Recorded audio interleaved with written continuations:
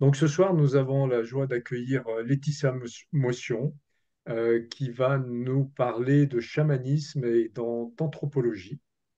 C'est Donc, ça. bah, écoutez, on va faire simple et court. Donc, Laetitia, je te laisse la parole. Tu peux peut-être te présenter un petit peu et puis ensuite te lancer dans des explications qui nous intéressent. Ok. Alors peut-être en quelques mots, ma fonction actuelle. Déjà, mon métier, je suis thérapeute. Je suis sophrologue, hypnothérapeute et j'accompagne aussi avec les techniques de méditation de pleine conscience et la danse-thérapie. Et j'ai aussi des approches moins conventionnelles, on va dire, autour des pratiques chamaniques.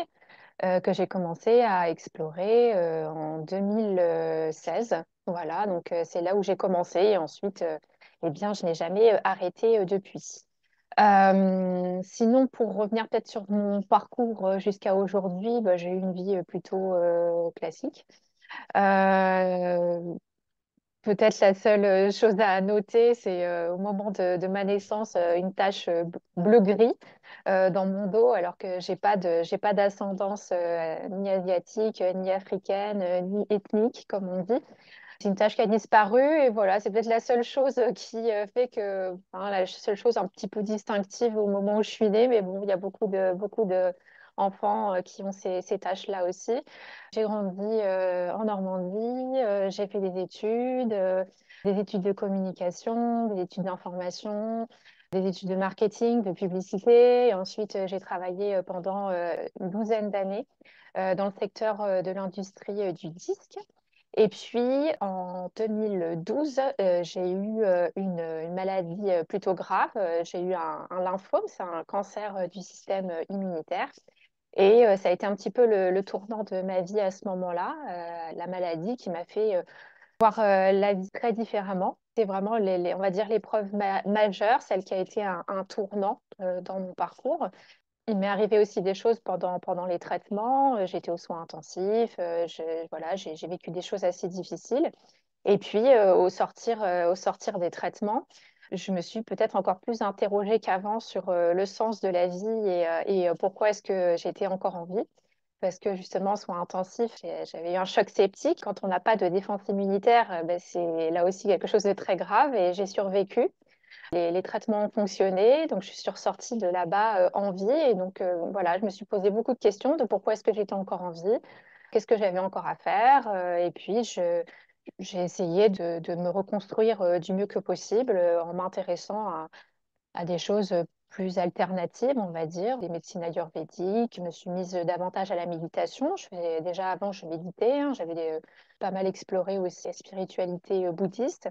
Je me suis intéressée à différents courants spirituels. J'étais dans ma quête, dans ma recherche pour me reconstruire et pouvoir vivre, on va dire, la plus en forme possible, et mentalement que physiquement. Et puis en 2016, une personne dans mon entourage m'a parlé de chamanisme. J'étais un petit peu amusée parce que j'avais une image un peu caricaturale, on va dire, de la pratique. Pour moi, c'était des gens qui tapaient sur des tambours et puis qui, qui faisaient des bad trips.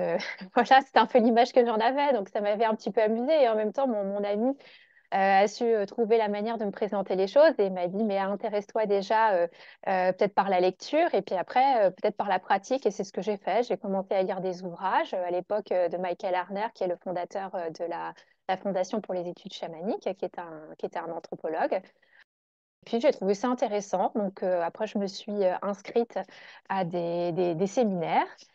Et j'ai fait un premier séminaire, un deuxième, un troisième, un quatrième, un cinquième. Et puis, à un moment donné, bah, je me suis dit, tiens, je vais aller encore un peu plus en avant. Et je suis rentrée dans un programme qui est sur 3 ans, toujours avec la Fondation. Donc, c'est un programme qui est européen, dans lequel on est réunis avec des apprenants de toute l'Europe sur 3 ans, voilà, pour aller dans des apprentissages, on va dire, plus avancés, des initiations plus avancées. Et j'ai terminé ce programme l'année dernière. Et depuis, bah, je propose aussi des ateliers, des séminaires voilà, pour transmettre un petit peu de ce que moi j'ai appris à travers tout ça. Et puis, en complément de ces explorations, eh bien, j'ai étudié aussi à l'université. Donc, j'étudie l'anthropologie et l'ethnologie. Je suis pas au niveau doctorat, je suis qu'en quatrième année, mais il y a déjà voilà, des petites choses sur lesquelles on peut discuter par rapport à l'anthropologie. Et pour moi, ça vient vraiment en complément en fait, de tout ça et aussi pour un intérêt pour l'humain de manière générale et puis pour les patrimoines, on va dire, culturels, immatériels. Ça, c'est vraiment ce qui m'intéresse le plus, les savoirs, les savoir-faire. Voilà, tout ce qu'on produit de beau, tout ce que notre humanité produit de beau, d'intéressant pour la présentation en quelques minutes. Merci Laetitia. Alors juste pour rebondir un petit peu, tu présentes ton approche, ta découverte du chamanisme comme quelque chose d'un peu surprenant parce que le commun des mortels a comme représentation du chamanisme des gens qui ont des plumes sur la tête ou dans le derrière et qui tapent sur des tambours et qui chantent. Et au-delà de tout ça, en fait, ce sont des moyens de connexion à la nature, comme on peut avoir dans nos sociétés modernes, des moyens de connexion à travers la prière, à travers différentes autres approches. Et c'est peut-être là le lien avec l'anthropologie où on peut découvrir différentes manières de se connecter avec cette partie de nous qui est non physique, non visible. Bah oui, enfin déjà, enfin, l'anthropologie, elle va avoir un regard purement scientifique, hein. Elle va, pendant très longtemps, elle a beaucoup observé les choses de l'extérieur. Donc l'anthropologie, c'est science qui étudie l'humain et les humanités. Et pendant très longtemps, enfin, il y a plusieurs courants de toute façon dans l'anthropologie. Donc c'est une discipline aussi qui a évolué avec le temps et où on a aussi des spécialités, hein. Donc, il y a des anthropologues qui vont plus se spécialiser sur tout ce qui touche aux politiques, donc d'autres vont se spécialiser sur tout ce qui touche à l'économique, d'autres, ça va être plutôt justement autour du phénomène religieux. Et c'est dans la catégorie du phénomène religieux qu'on met la catégorie chamanisme. Et la catégorie chamanisme, elle comprend des variétés très importantes en fait de pratiques à travers le monde. On peut plus que de parler de un chamanisme, on pourrait plutôt parler de des chamanismes, hein. Il y a peut-être même autant de chamanisme que de chamans. Et puis, il existe aussi des sociétés sans chaman. C'est possible aussi d'avoir des sociétés qui ont une cosmologie plutôt voilà, orientée dans ce que nous, on met dans le chamanisme et qui n'ont pas forcément comment dire, un représentant, une personne qui occupe cette fonction spécifique en fait de spécialiste du religieux pour se connecter aux dimensions invisibles. Donc, comme tu dis, voilà, effectivement, les chamanismes, c'est considéré comme comment dire, une manière de voir le monde, de se relier au monde entre le visible et l'invisible. Et l'anthropologie, elle, a beaucoup observé ça pendant de très nombreuses années, plutôt de l'extérieur, hein, c'est-à-dire qu'on observait les pratiques des populations qui avaient ces cosmologies. Et puis petit à petit, il y a eu peut-être un peu plus d'immersion aussi qui s'est faite et des courants un petit peu alternatifs aussi de l'anthropologie, dont fait partie Michael Harner, où lui il s'est dit, ben voilà, moi je vais étudier les choses plutôt de l'intérieur. C'était un spécialiste justement des plantes, l'usage des plantes en Amazonie. Hein, ça a été ses premiers terrains, en fait, du côté des Shuars. À l'époque, on les appelait les Jivaros. Et puis après, il a commencé à s'intéresser à d'autres pratiques dans le monde qui mobilisaient aussi le tambour. Donc, il fait partie un peu de ces précurseurs parce qu'à l'époque, ça se faisait pas vraiment, en fait, hein, d'explorer de l'intérieur. C'était pas considéré comme quelque chose de sérieux. Il fallait garder ce regard objectif, en fait, sur les pratiques. Et à un moment donné, enfin voilà, il a quand même été enseignant à l'université pendant pas mal d'années. Puis à un moment donné, il s'est consacré entièrement à sa fondation, qui est, on va dire, avec une vocation de transmettre ce que lui appelle un chamanisme essentiel, c'est-à-dire des fondements qu'on pourrait trouver en fait hein, dans toutes les pratiques du monde. Il les a décorréler des contingences culturelles de manière à les adapter le plus possible à nous occidentaux qui n'avons pas cette culture, de manière à pouvoir explorer nous aussi ce lien avec l'invisible et avec les esprits qui peuplent ces réalités non ordinaires.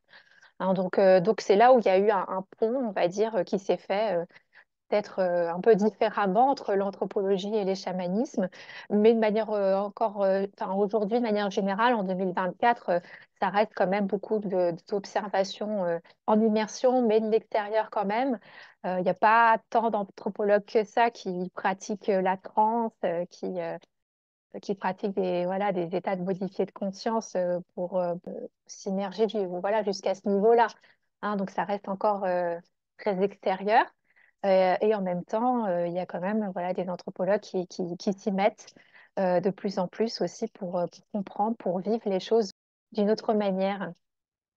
Alors on est plutôt dans un monde qui a édulcoré, voire effacé tout ce qui est de l'ordre du non-visible, des croyances en des esprits, ou bah, je ne sais pas comment tu appelles tout ça. Et là, effectivement, on y revient tout doucement. Donc quand on aborde le chamanisme, à quoi se connecte-t-on? Qui est le chaman? Est-ce qu'il a des capacités particulières, comme certaines personnes chez nous ont du magnétisme, ont de la clairvoyance, ont des choses comme ça? Et tu nous parles de cosmologie. Qu'est-ce que ça signifie pour qu'on puisse mieux élaborer notre pensée par rapport à tout ça? On a une histoire où il y a eu les religions qui ont eu un rôle très important et qui ont un peu effacé justement peut-être les pratiques que l'on avait aussi, nous, qu'on pourrait qualifier de païennes. Hein. C'est comme ça en tout cas, l'Église les considérait. Et c'est vrai que voilà, les religions sont passées par là, donc nous ont un petit peu, même beaucoup coupé finalement de cette manière de se relier au monde, de se relier aux réalités non ordinaires, aux esprits de la nature, au soleil, à la lune, au cycle. Enfin voilà, donc nous, de notre côté, en Occident, ça a été beaucoup ça.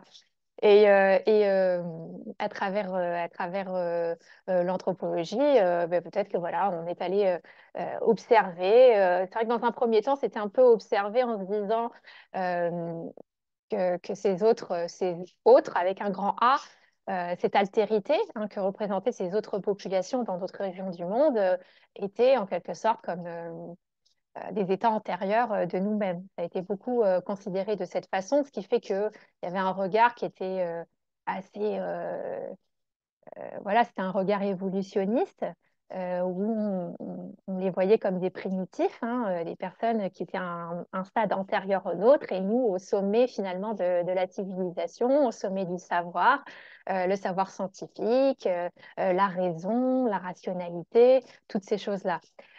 Et c'est ce qui fait aussi que peut-être encore aujourd'hui, on a cette image un peu caricaturale de ce qu'est un chaman dans les communautés autochtones, on a une image qui peut être assez figée, c'est-à-dire que considérer la tradition comme quelque chose d'immuable, hein, quelque chose qui ne bouge pas, et ces personnes seraient encore aujourd'hui en quelque sorte en dehors du temps, en dehors de l'espace.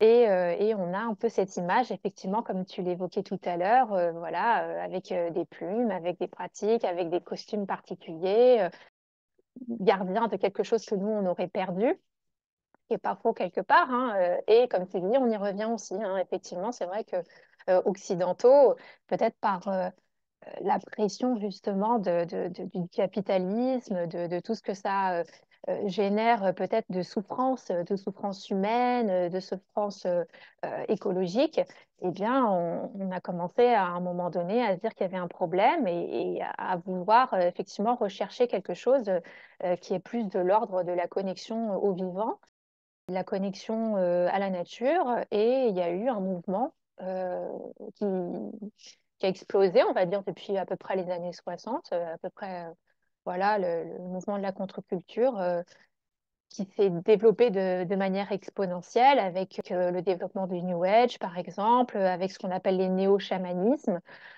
Il y a eu une redécouverte de certaines traditions qui n'étaient pas les nôtres. Donc, des savoirs et savoirs autochtones d'autres régions du monde. Et puis, il y a aussi en parallèle, même voilà, en Europe, un mouvement de reconnexion à ces traditions qu'on avait avant l'arrivée des religions.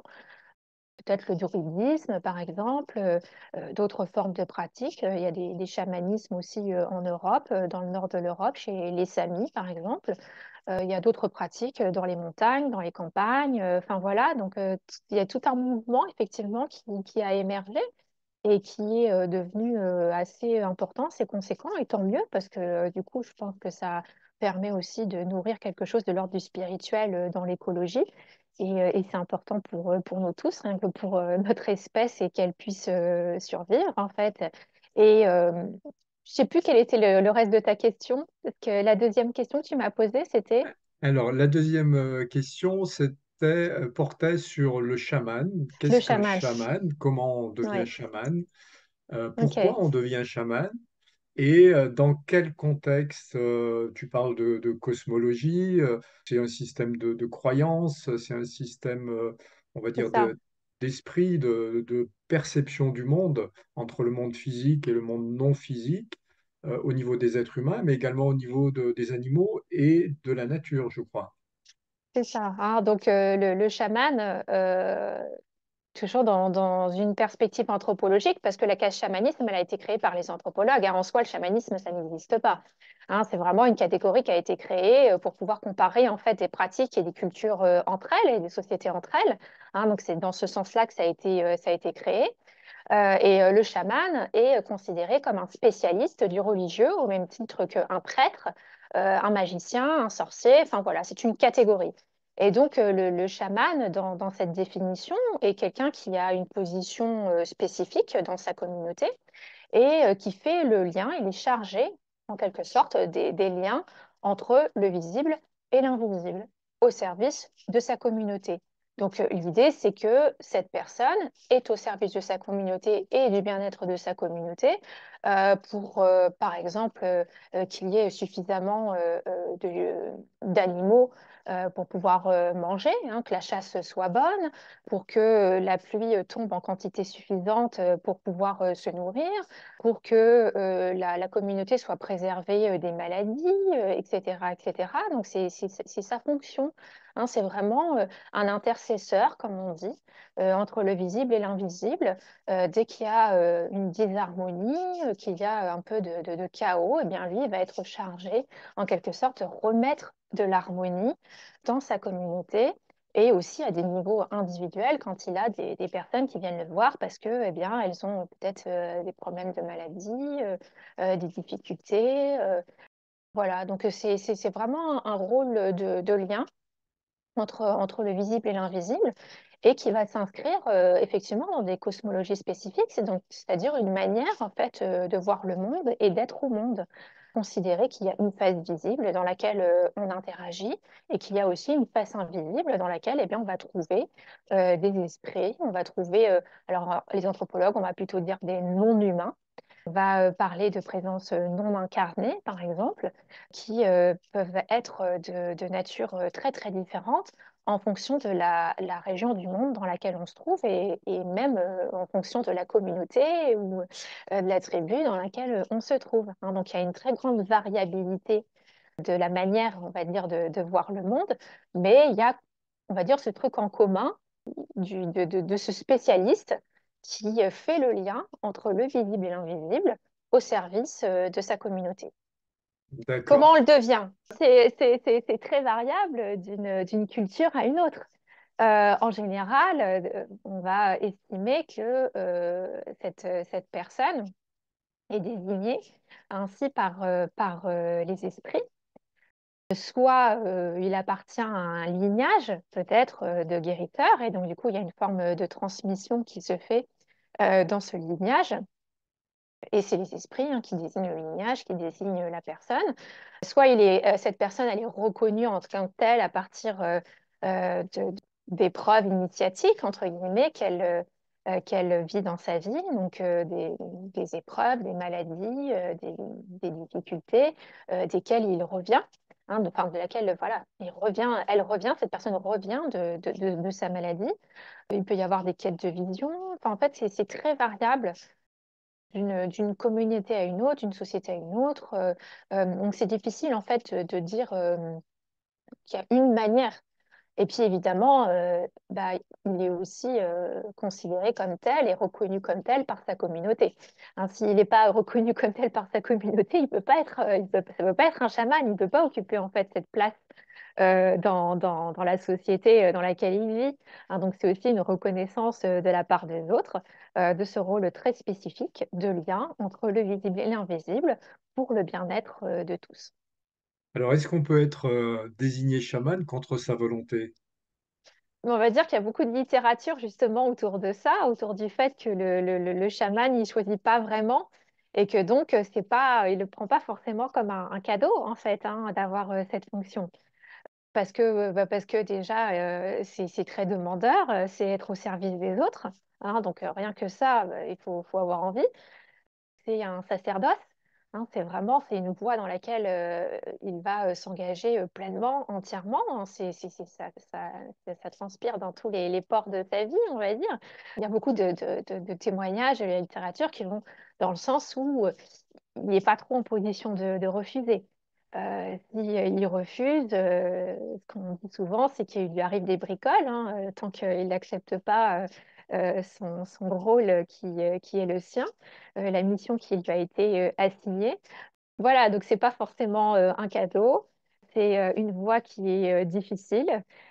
Et c'est des voies qui, dans certaines communautés, les initiations sont vraiment très difficiles, ou en tout cas où elles ont pu évoluer aussi avec le temps, mais euh, à certaines époques, il y avait une question de vie et de mort, hein, quand même. On pouvait en mourir des initiations voilà, dans certaines traditions. Donc, c'est pas un chemin facile, peut-être contrairement à ce qu'on pourrait imaginer, nous, occidentaux. Est-ce que beaucoup d'occidentaux seraient prêts à vivre les sacrifices qu'au font les chamans dans leur communauté et les initiations auxquelles ils sont soumis? Je ne suis pas très sûre. Hein. C'est vrai que nous, on a une image un peu édulcorée, quelque chose d'assez idyllique. Euh, Dans les faits, c'est des voies quand même très difficiles et c'est beaucoup de difficultés et de souffrances aussi pour, voilà, pour le chaman, quelle que soit la tradition dans laquelle il s'inscrit. Alors, est-ce que ça peut signifier, par exemple, que si une année, il y a de mauvaises récoltes, il y a de la sécheresse, il y a beaucoup de maladies, et bien que le chaman en subisse les conséquences, soit d'être jeté, soit parfois d'être mis à mort? Bah oui, c'est possible. Est-ce que ça se fait encore aujourd'hui? Ça, je ne suis pas très sûre. Ça, je ne pourrais pas te dire, mais en tout cas, oui. Ça, c'est des choses effectivement qui ont existé, mais un peu comme euh, nous aussi en Europe, où on pouvait considérer que certaines personnes étaient responsables du malheur des autres et qui ne faisaient pas bien leur travail et on les mettait au bûcher. Hein. Donc, c'est quelque chose effectivement qui a existé. Le chaman est tenu pour responsable hein, du mauvais équilibre, des mauvaises récoltes, de la pluie qui ne tombe pas. Voilà, donc oui, ça peut être un métier, ça a pu être un métier entre guillemets à risque. Et c'est en ce sens aussi où c'est une grande responsabilité. Après, je pense qu'en 2024, c'est plus trop des choses qu'on rencontre aujourd'hui parce que, eh bien, quoi qu'on en dise, les communautés autochtones, elles vivent en 2024 comme nous. Elles sont connectées au reste du monde et les pratiques, elles ont aussi évolué avec le temps. Hein. C'est comme tout, hein. Les chamanismes évoluent avec les années, évoluent en même temps que l'évolution de la société. Donc les pratiques, elles évoluent aussi au fur et à mesure, tout comme les manières de se mettre en relation avec le monde dans ses dimensions visibles comme invisibles. Est-ce qu'on peut considérer qu'il y a, entre guillemets, des bons et des mauvais chamans, mais pas dans le sens où celui qui réussit pas, mais dans le sens que son esprit est orienté avec des intentions mauvaises, que certains chamans sont plus dans la noirceur plutôt que dans les choses bienveillantes, ou est-ce que parfois les chamans sont à cheval sur les deux et parfois dans le bien, parfois dans le mal? Oui, alors c'est vrai que nous, là aussi, c'est une image qu'on a un peu. On est souvent, on voit le chaman comme quelqu'un qui serait d'une grande sagesse, à la limite d'être un saint.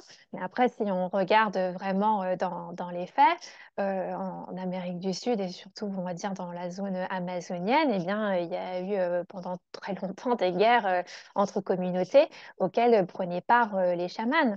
Hein. Donc, il y avait et il y a encore probablement des pratiques qu'on pourrait qualifier peut-être de plus obscures, où il s'agit d'aller attaquer l'autre pour des questions de pouvoir, des questions de territoire, parce que bah, le chaman reste un être humain avec ses zones lumineuses, des zones moins lumineuses, des nuances de gris. Après, c'est comme tout.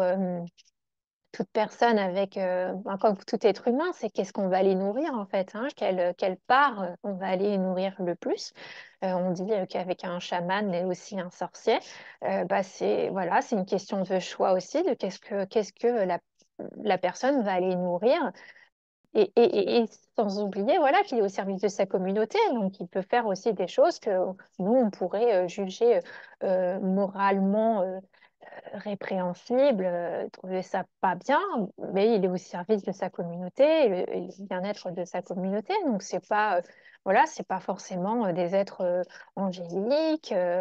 Ce sont des personnes qui sont aussi très pragmatiques, qui vivent les mains dans la terre, qui sont pas les plus doux forcément dans leurs pratiques. Puis, ils vont pas de main morte, hein, comme on dit. Qui peut être un peu brutal. Enfin voilà, c'est quelque chose on retrouve un peu partout. Hein, à partir du moment où on a certaines capacités, certaines facultés et on a une mission, une responsabilité vis-à-vis de sa communauté, eh bien, parfois on fait des choses qui sont pas d'un point de vue moral, que nous, on va pas juger ça d'un très bon œil, quoi. Voilà. Quand je t'entends Vas-y. parler, Laetitia, je vois pas tant que ça la différence entre un thérapeute occidental et le chaman tel que tu en parles, parce que le thérapeute occidental travaille aussi entre le visible et l'invisible, essaye de réparer quelque chose entre deux clans, participe à une culture. Donc, est-ce que tu pourrais mieux préciser qu'est-ce qui ferait la différence? Ou le thérapeute occidental est-il à sa façon une forme de chaman? Alors, pour moi, un thérapeute, il travaille. Alors, ça dépend ce que tu entends par thérapeute. Est-ce que c'est thérapeute de l'esprit ou c'est thérapeute du corps? Parce que thérapeute de l'esprit, du coup, on est plutôt dans la psychothérapie et donc on est dans le jeu, le moi, le ego. Le chaman, il est au service d'une communauté. Il n'est pas, c'est pas forcément la même approche que nous, où nous, on voit beaucoup dans la pratique chamanique des pratiques de thérapie. Donc, c'est vraiment très orienté vers ça, hein, vers des moyens de développement personnel, des moyens de guérison psychique.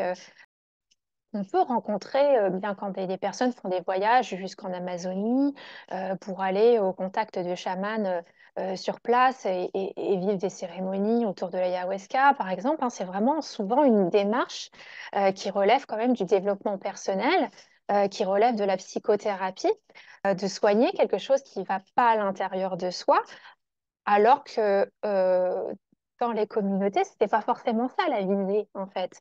Hein, c'était une visée de bien-être du groupe, de la bonne santé du groupe, de communication avec les non-humains pour avoir des messages, avoir certains savoirs. Enfin, voilà, donc c'est en ça où, pour moi, il y a quand même une différence entre la thérapie et ce qu'on pourrait mettre dans le chamanisme.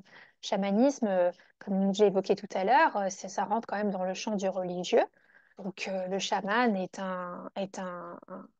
un spécialiste religieux, hein, je le rappelle, c'est comme un prêtre. Donc, est-ce qu'on peut comparer un prêtre et un thérapeute? Tu vois, on peut faire des ponts, hein, on peut faire des ponts, bien entendu, entre les deux pratiques. Mais c'est vrai que pour moi, un thérapeute, en tout cas en version occidentale, ne deal pas forcément avec des esprits. Ou alors, il va avoir peut-être une carte spécifique, considérer que la personne, elle a des états du moi. Et donc, il y a un état du moi qui est plutôt un loup, un état du moi qui est plutôt une vieille dame, un état du moi qui est plutôt, je ne sais pas, un papillon, un autre état du moi qui va être personnifié par quelqu'un d'autre et il va considérer que tout ça fait partie de la personne. On ne le voit pas comme quelque chose de l'ordre de l'altérité, quelque chose qui est extérieur. Et je crois que c'est ça aussi qui différencie beaucoup la thérapie dans notre culture des approches chamaniques où les non-humains ont une réelle existence. C'est une véritable altérité avec laquelle on peut interagir et qui ont une action dans la matière.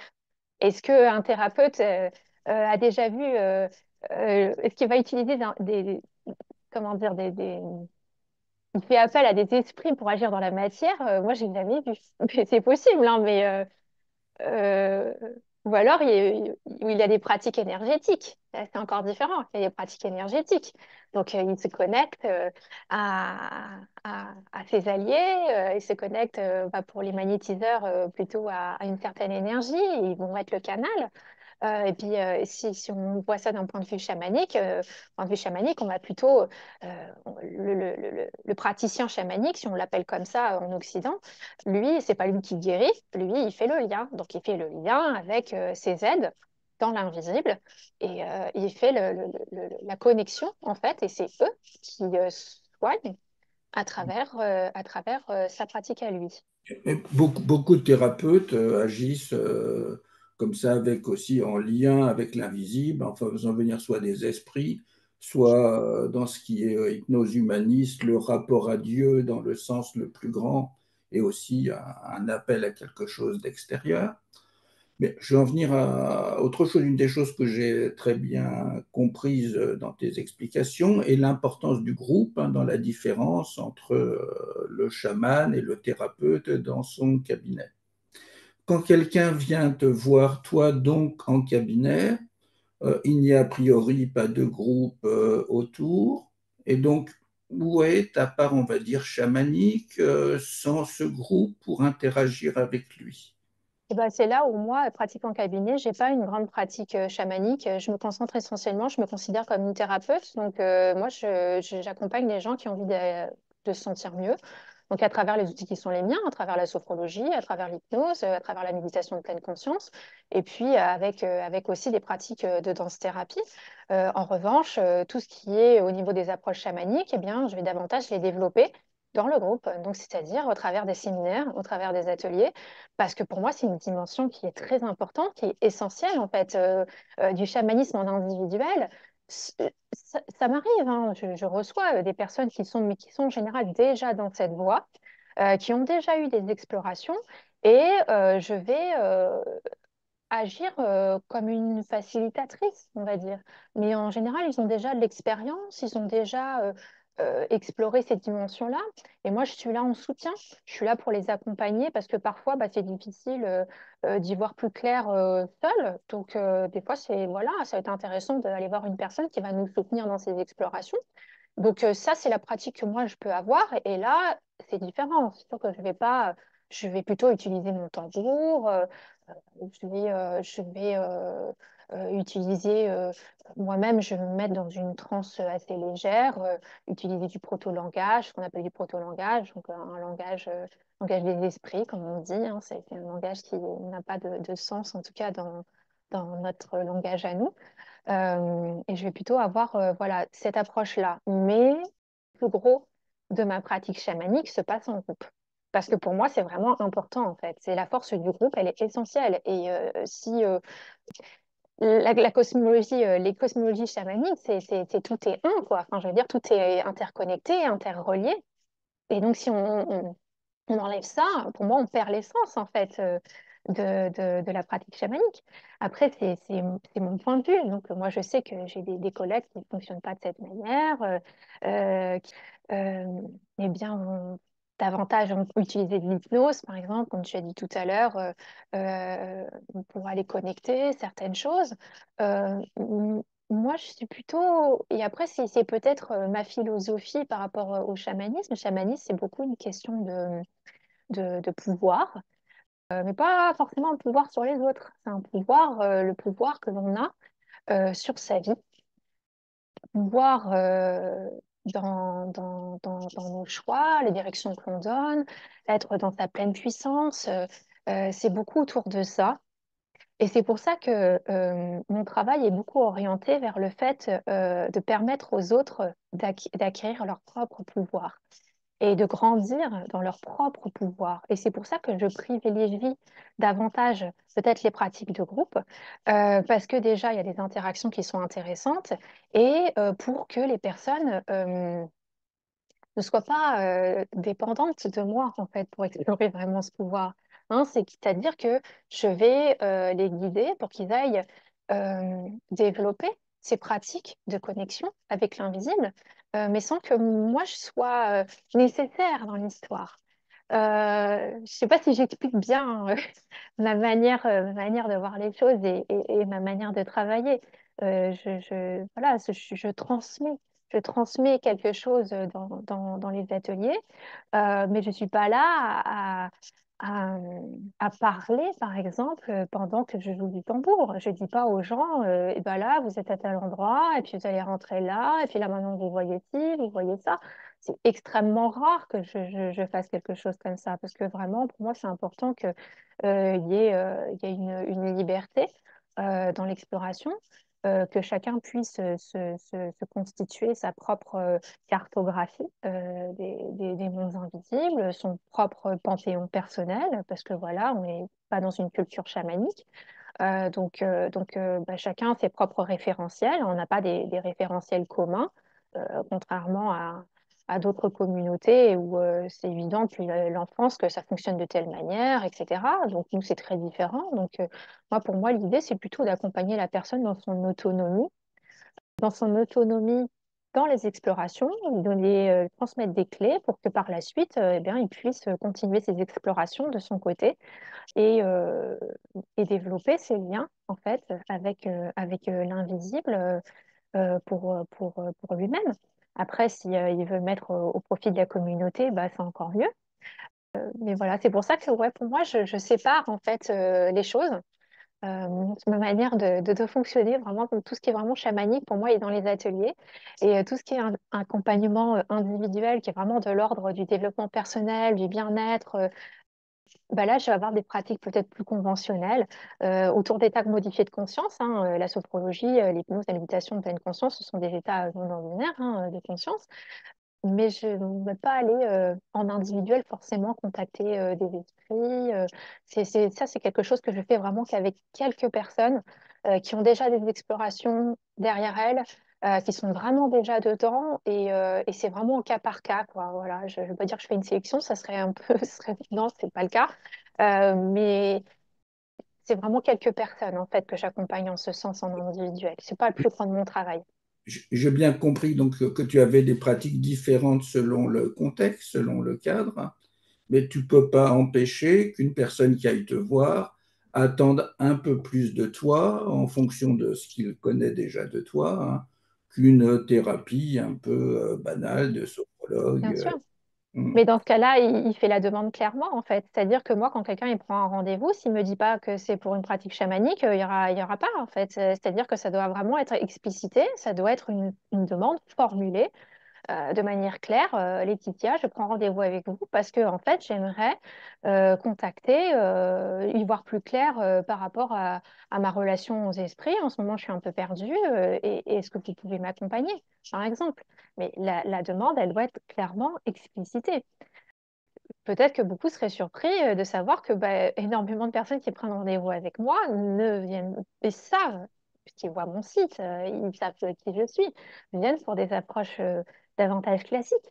Voilà, si on ne formule pas explicitement la demande, il y aura pas de dimension chamanique dans l'histoire. Pour moi, vraiment, c'est quelque chose. Pour moi, vraiment, les approches chamaniques, c'est vraiment quelque chose de l'ordre du sacré, quoi.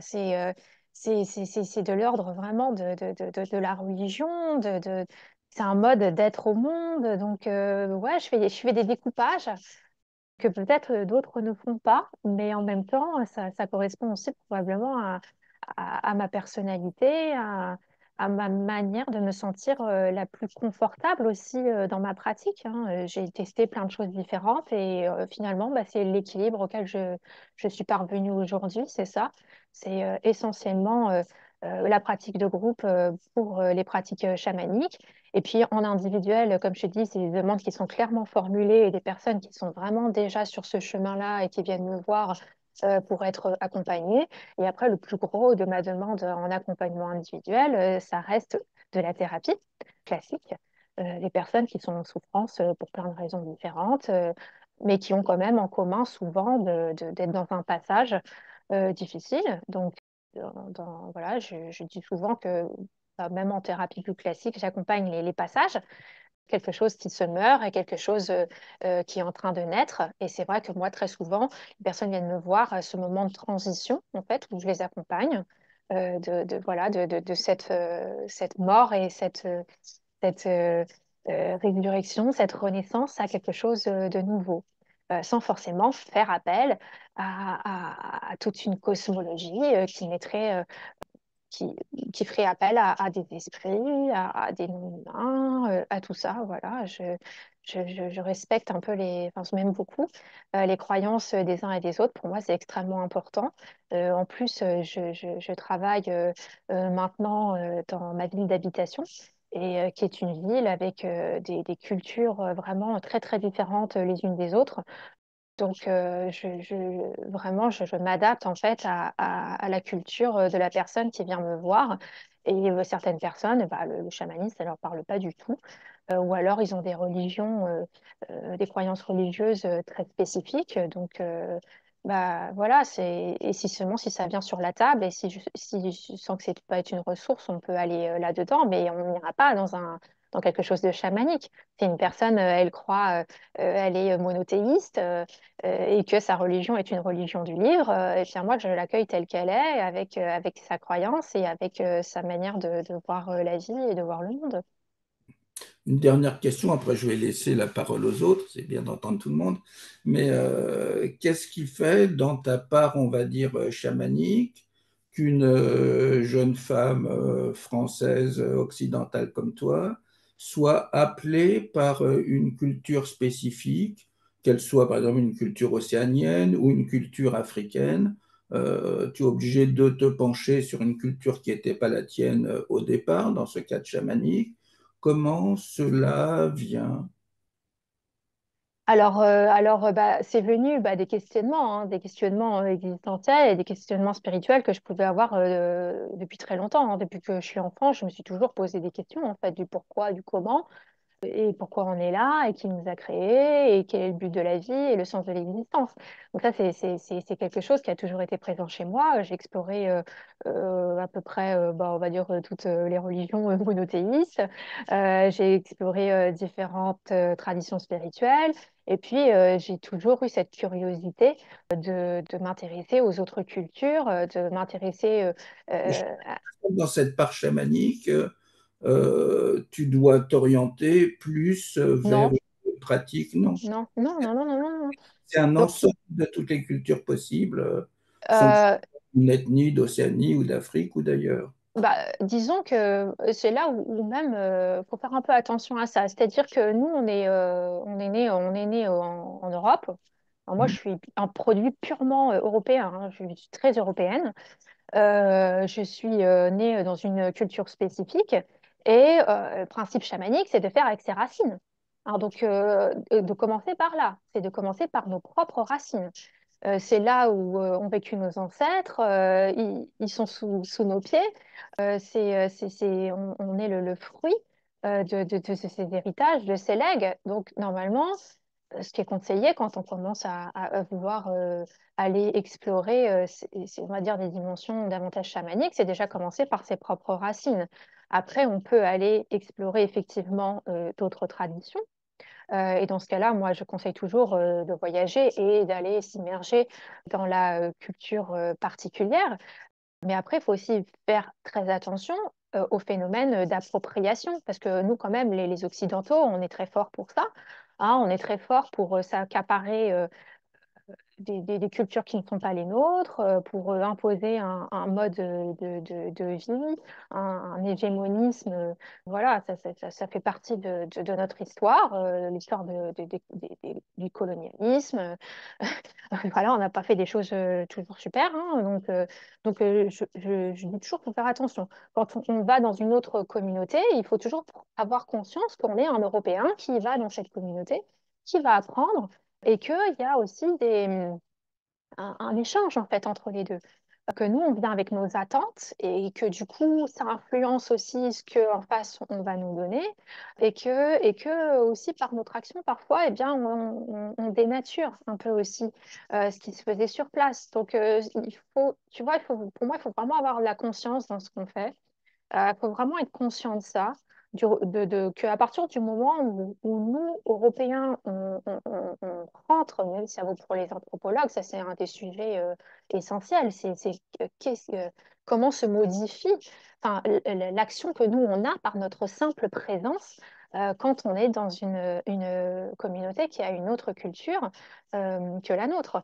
Et donc, c'est pour ça qu'il faut mettre, je pense, beaucoup de conscience dans ce qu'on fait et on n'est pas obligé pour avoir des pratiques chamaniques, de se référer à une culture en particulier, surtout si on n'est pas né dedans, en fait. Donc on peut aller se faire initier là-bas. On peut après revenir avec les enseignements qu'on a reçus. Mais si on transmet et si on travaille avec ce qu'on a appris, ce qui nous a été enseigné, ben, il est important quand même de demander à celui qui nous a enseigné, est-ce que tu es d'accord pour que j'utilise ton enseignement pour accompagner les autres? Ou est-ce que tu es d'accord pour que je transmette tes enseignements à d'autres personnes? Donc c'est pour ça que moi, de mon côté, je suis allée plutôt vers la Fondation pour les études chamaniques. Alors, il y a des gens qui sont très critiques hein, vis-à-vis de la Fondation. Bah, c'est un peu comme tout, hein. Il y a des points positifs, des points plus moins positifs, plus négatifs, parce que justement, il n'y a pas de contingence culturelle.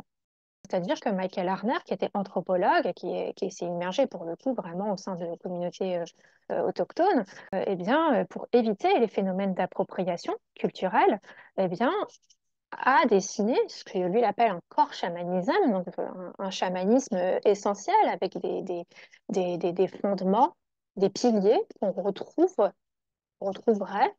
euh, un peu partout dans toutes ces pratiques et, et de accompagner nous, Européens, Occidentaux, à explorer ces réalités non ordinaires en trouvant finalement nos propres moyens de faire.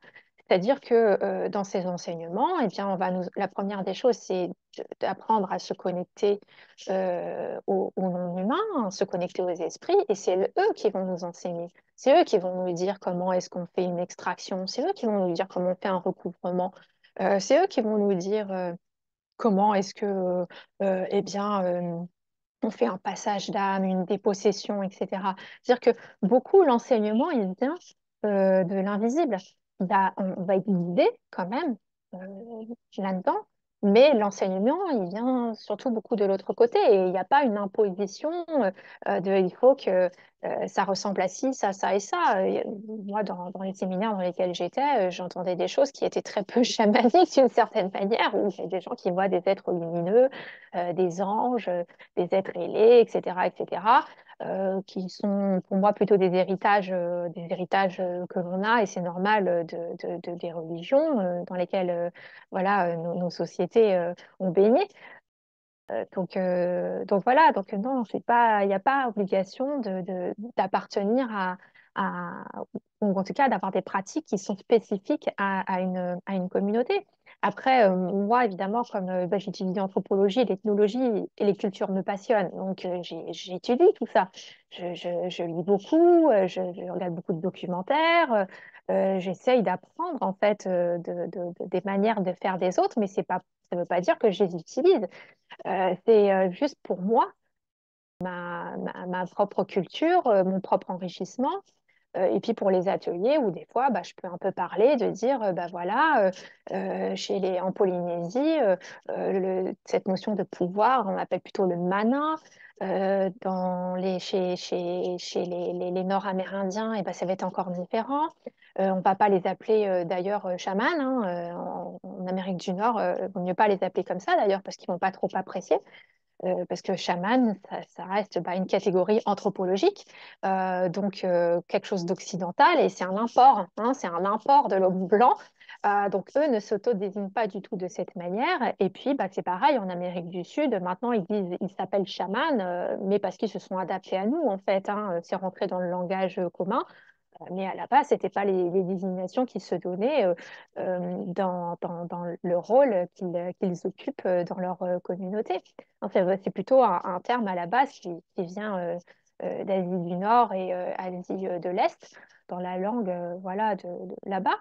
Et donc voilà, non, il y a pas besoin. J'espère avoir répondu à la question.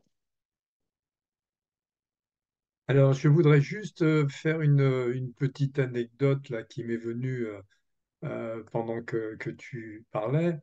C'est Romuald Le Terrier, que tu connais sans doute, Oui, qui, lors d'une conférence, expliquait qu'il avait participé à un rituel chamanique.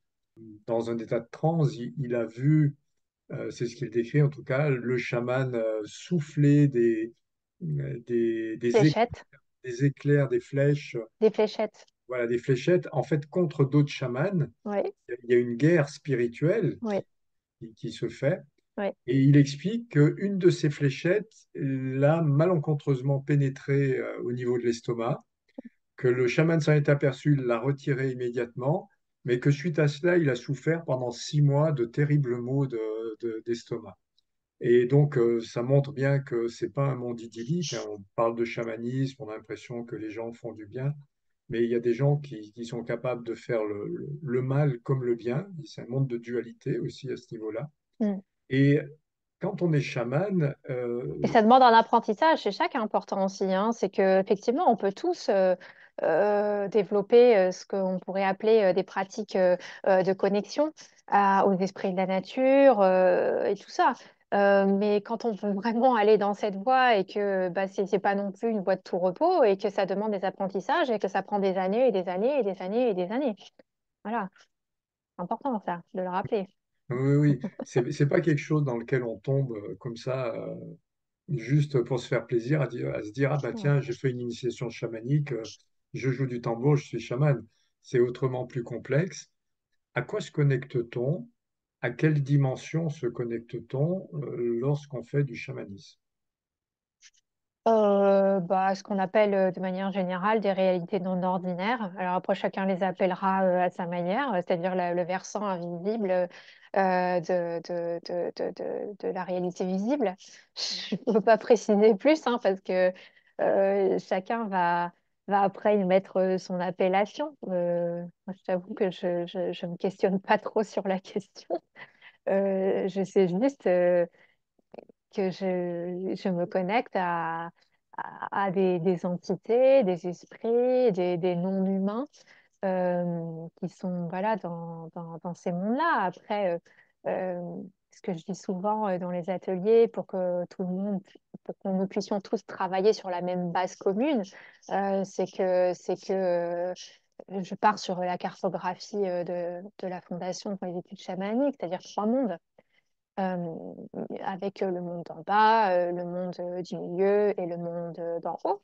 Et dans cette cartographie-là, bah, le monde d'en bas et le monde d'en haut sont peuplés d'esprits, je veux dire, compassionnés. Euh, Peut-être qu'ils ont une incarnation à un moment donné ou pas. Enfin voilà, ça dépend aussi de la communauté dans laquelle on se trouve et de la manière qu'ils ont de voir les choses. Ce sont c'est atemporel, c'est-à-dire que c'est pas soumis au temps, pas soumis à l'espace, hein, dans le monde en bas, le monde en haut. Le monde en bas, on considère que c'est plutôt tout ce qui est alliés de pouvoir, euh, voilà, des alliés spécialisés aussi sur certains, dans certains domaines. Certains vont y trouver les ancêtres, d'autres les trouvent dans le monde en haut. Moi, je les trouve plutôt en bas. Mais après, ça, c'est chacun sa manière de voir. Et puis, monde d'en haut, on, on se dit un peu cette image, voilà, qu'on va y trouver des alliés spirituels, des enseignants, ce genre de choses. Et après, le monde du milieu, c'est le monde dans lequel nous interagissons là en ce moment. Et donc, il y a sa face visible, et là où on se voit les uns les autres et on est en train de discuter. Et il y a la face invisible de ce monde du milieu. Et dans ce monde du milieu, eh bien, on va trouver les esprits de la nature dont nous faisons partie. Hein. Donc, nous, les êtres humains, sommes aussi des esprits de la nature. Et dans le monde du milieu, il y a cette notion de temporalité. Euh, voilà, il y a la vie, il y a la mort, comme la nature, quoi. Il y a des cycles. Voilà, les arbres meurent, puis d'autres arbres naissent, les animaux meurent, d'autres animaux naissent. Donc, le monde du milieu, c'est ça, c'est davantage la temporalité, on va dire.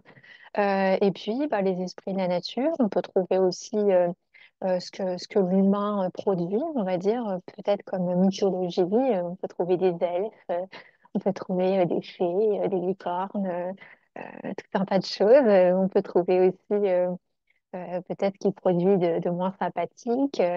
On peut trouver aussi peut-être des âmes qui sont pas encore tout à fait, pas fait tout le chemin encore pour aller là où elles doivent aller, hein, une fois la mort physique.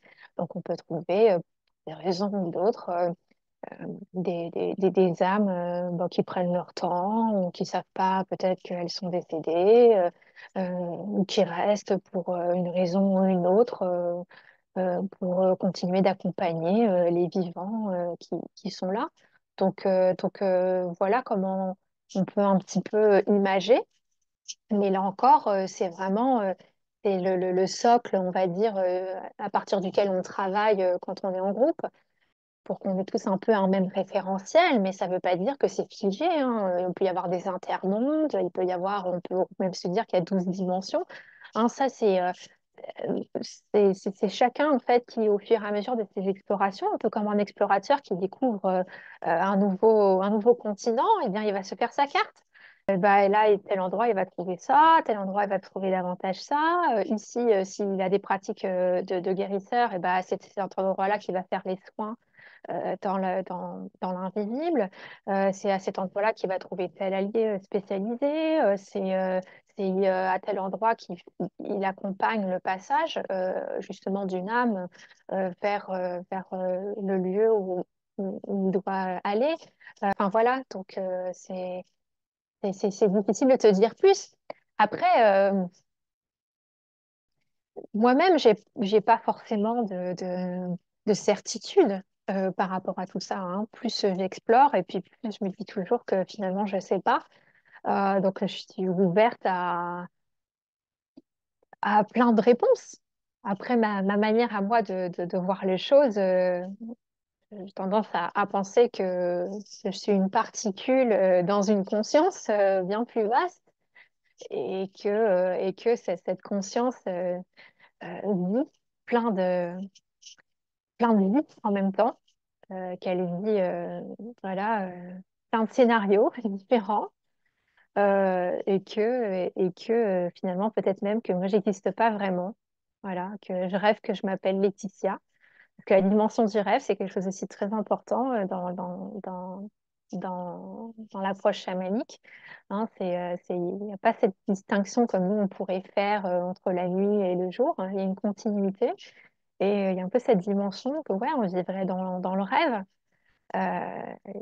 Voilà, mais bah, après, ça, c'est plus mes croyances à moi et ma façon de voir les choses.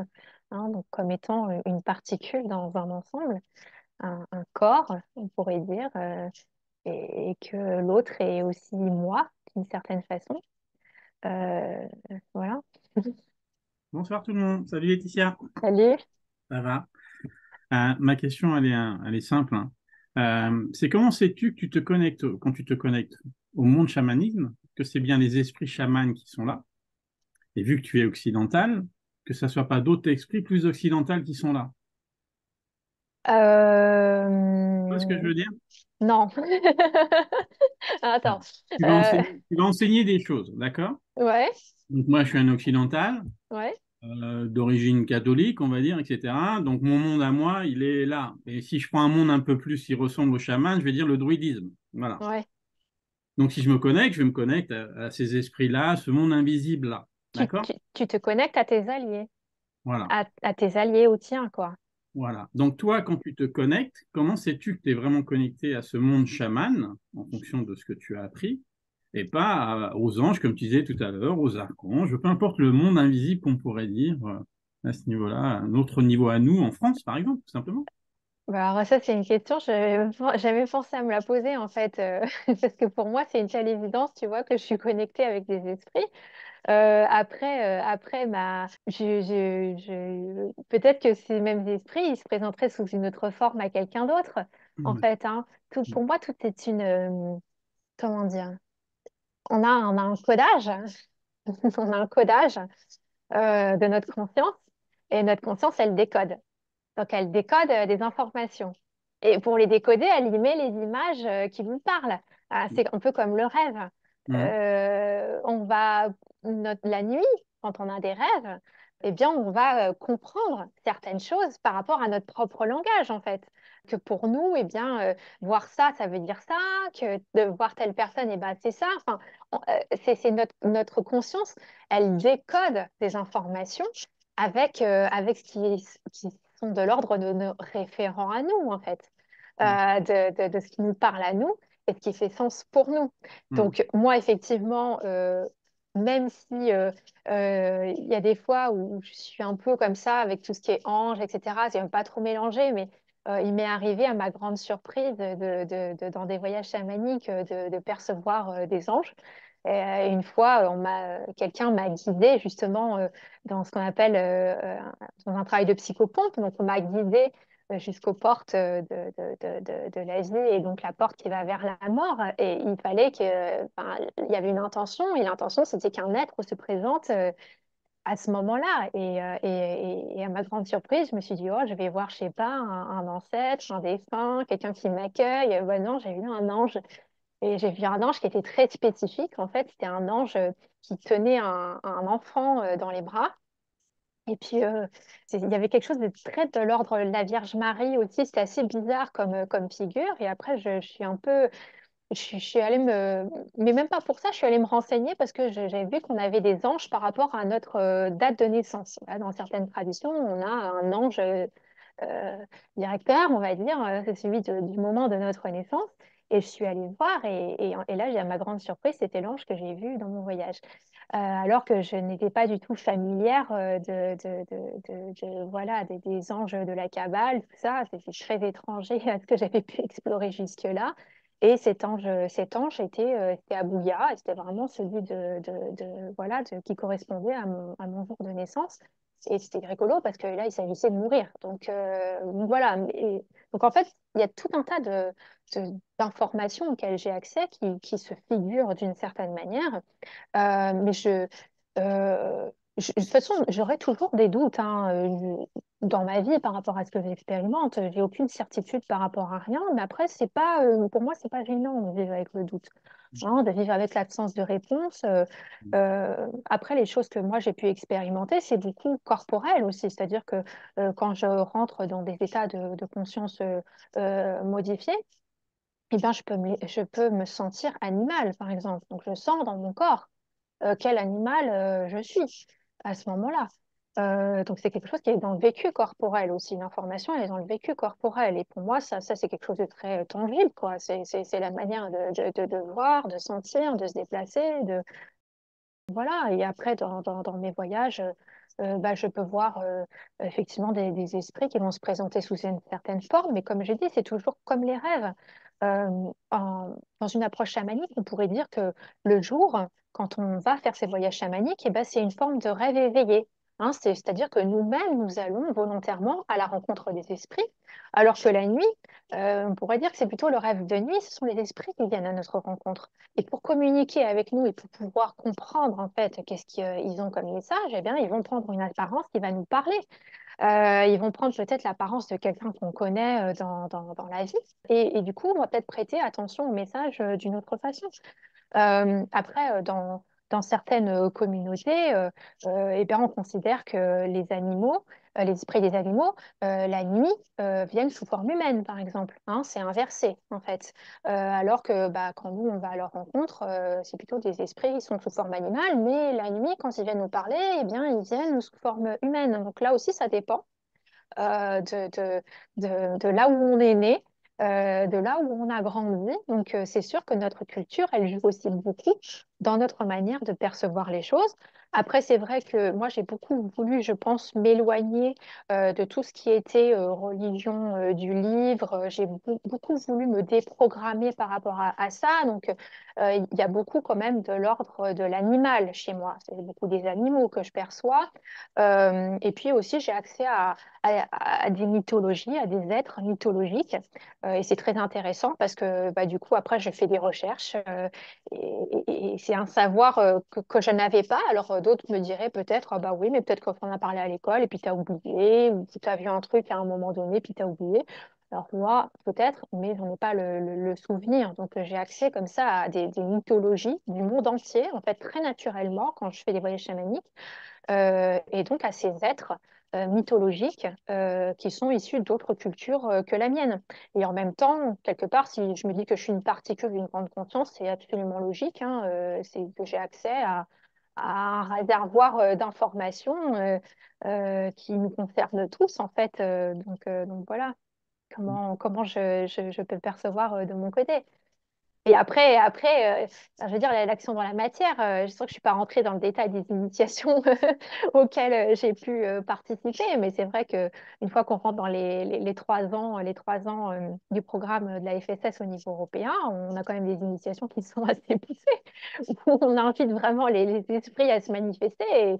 Et même pour moi, qui suis une grande rationnelle, il y a des choses qui sont de l'ordre de l'inexplicable.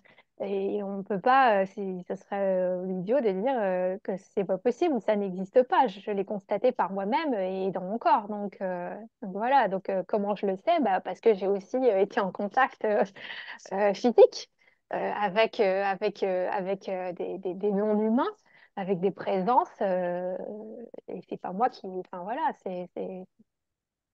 après c'est discutable. Hein, on pourrait toujours discuter de qu'est-ce que c'est que la réalité. Hein, mais voilà. Donc, tu es non né dans une culture amazonienne, peu importe, mongolienne, tibétaine, etc. Donc, le chamanisme là. Mais est-ce qu'on peut te considérer comme une chamane? Alors moi, je me définis pas du tout de cette manière. Au mieux, on va dire, je vais dire que je suis une praticienne chamanique, mais je me vois plutôt comme une facilitatrice en fait, hein, comme quelqu'un qui accompagne les autres, comme je disais tout à l'heure, eh bien faire leurs propres explorations et se connecter à ces réalités. Après, voilà, effectivement, on est dans une culture occidentale, donc je préfère le terme de thérapeute qui peut être perçu effectivement comme une forme de chamanisme, comme le disait tout à l'heure Thierry, ou dans le sens où on aide les autres à aller mieux. Mais c'est vrai que moi, en tout cas, je ne me désigne pas de cette façon. Il y a des personnes qui peuvent le faire, effectivement, qui parfois m'appellent de cette manière. Mais en tout cas, moi, ce n'est pas une autodésignation que je peux avoir. Et puis voilà, je suis par respect, en fait, pour bah voilà, les traditions, euh, les autres communautés où vraiment il y a vraiment cette fonction. Ici, on ne peut pas trop dire en vrai qu'en France, il y a cette fonction-là. Hein, on fonctionne pas, c'est pas se dire, ça fonctionne pas de la même manière, ou alors, je sais pas, il faudrait qu'à nouveau on recrée des toutes petites communautés et qu'il y ait vraiment une personne qui joue ce rôle-là pour la communauté. Voilà, c'est difficilement transposable, je trouve, en fait, tout ça. Je l'associe un peu au bouddhisme tibétain. Si on prend le bouddhisme, on va dire, qui est venu en Occident, on va dire, il a été très occidentalisé, le bouddhisme, contrairement au bouddhisme qui est pratiqué au Tibet, etc. Oui, qui est très Mais on chamanique. s'aperçoit quand même qu'aujourd'hui, les réincarnations de grands maîtres, de Tulku, de Lama, de Rinpoché, c'est aussi les Occidentaux. Donc ma question, c'est est-ce que ça ne serait pas possible qu'en France, on est en France, on ait une réincarnation, peu importe, la transmission chamanique de quelqu'un qui a une culture amazonienne, en Mongolie, peu importe, soit désigné un Français? C'est possible. Moi, je dis toujours tout est possible en fait, hein. C'est difficile en fait de savoir. Moi, j'ai malheureusement pas de réponse La question, à elle est toutes parce les qu'il y a questions. tellement de personnes qui se disent chaman aujourd'hui que Oui, c'est ben, compliqué de savoir qui est vrai, qui est pas vrai, etc. bah Donc c'est ça un peu pour tout le monde, quoi, hein. bah, c'est toujours, c'est sûr que c'est toujours le problème. Moi, je dis toujours que quel que soit le praticien qu'on va voir, même quand on va voir un psychologue, bah, si la personne elle vous accompagne pas dans votre propre autonomie et dans votre propre pouvoir, il y a un problème. Donc en fait, c'est ça qui distingue pour moi Mm. un, un bon accompagnant d'un mauvais accompagnant, hein, qu'il soit chaman ou pas chaman, hein. Est-ce qu'il est en train de jouer une emprise sur vous? Est-ce qu'il est en train de guider à l'inverse vers une certaine autonomie? Est-ce que vous vous sentez mieux quand vous êtes au contact, ou est-ce que au contraire vous ressortez de là-bas, ça va encore moins bien? Euh, Après, c'est sûr qu'on peut, tout c'est une question aussi de comment on voit les choses. Est-ce que la réincarnation, elle existe? Moi, j'ai pas de réponse par rapport à ça. Hein, est-ce que effectivement, on se réincarne? Je sais pas. Moi, j'ai tendance à penser que, en tout cas, si c'est le cas, c'est que les vies, elles sont toutes vécues en même temps. Hein, pour moi, il n'y a pas de notion de avant-après. Il n'y a pas Ouais, pour moi, voilà, c'est le temps. Le temps, pour moi, est une illusion. Si effectivement on a plusieurs vies, eh bien, elles sont vécues toutes de manière concomitante. Et puis, quand on va peut-être en visiter une, c'est qu'elle a une résonance avec ce qu'on est en train de vivre à un instant T. Mais on pourrait aussi très bien se dire que ça fait partie de la mémoire collective de la planète. Et que quand on va... en fait, c'est une mémoire qu'on va visiter et qu'on va libérer. Chacun fait un petit peu sa part, en fait, dans l'histoire et va libérer des mémoires de personnes qui ont vécu sur cette planète. Mais en même temps, ça rejoint un peu ce que je disais tout à l'heure, puisque je suis qu'une particule dans une... voilà, et que je rêve que je m'appelle Laetitia, bah, à partir de là, tout est possible, tu vois. Donc, j'ai pas de... Oui, il y a peut-être, effectivement, après, si on parle en termes de réincarnation, des personnes qui ont été ou qui sont dans plein de vies différentes, aussi chamanes, dans plein de traditions différentes, et qui, en Europe, en France, eh bien, adoptent ce qui s'en rapproche le plus dans notre société, en étant, je sais pas, médecin, en étant psychologue, en étant thérapeute de manière générale, en étant magnétiseur, en utilisant l'énergétique, en étant dans l'accompagnement à l'autre, infirmier, etc. Enfin, sage-femme, les personnes qui travaillent dans les pompes funèbres, je ne sais pas en fait, hein, tu sais, il est possible effectivement que si on dit qu'il y a plein de, voilà, qu'on vit plein de vies, ben peut-être que on peut très bien effectivement vivre d'autres vies où on est un chaman dans une autre communauté. Et dans celle-ci, eh bien, on va être dans le rôle qui s'en rapproche le plus socialement, enfin, le rôle social dans la communauté qui est la nôtre et qui est celle d'ici, de la France, quoi. Merci.